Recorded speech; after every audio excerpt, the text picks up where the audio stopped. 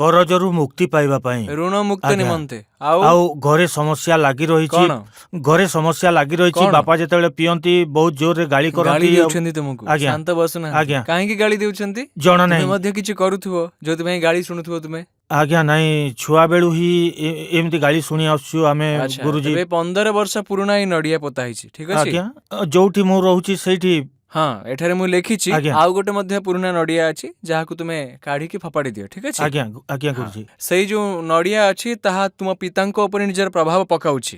ଆପଣ ନିଜ ସୁଖ ଶାନ୍ତିର କାମନା ତଥା ରୋଗ ମୁକ୍ତର କାମନା ନେଇ ଏଠାକୁ ଆସିଛନ୍ତି। ଏଇ ତ ଆପଣ କହୁନାହାନ୍ତି ରୋଗ ମୁକ୍ତର କାମନା ନେଇକି ମଧ୍ୟ ଏଠାକୁ ଆସିଛନ୍ତି ବୋଲି। ପେଟରେ ପୀଡା ରହୁଛି, ମୁଣ୍ଡ ଆପଣଙ୍କର ଭାରି ମଧ୍ୟ ରହୁଛି, ଆପଣଙ୍କର ବୁଦ୍ଧି ବାନ୍ଧିତ ହେଇଛି, ଆପଣଙ୍କର ଭାଗ୍ୟକୁ ବନ୍ଧନ କରି ରଖାଯାଇଛି।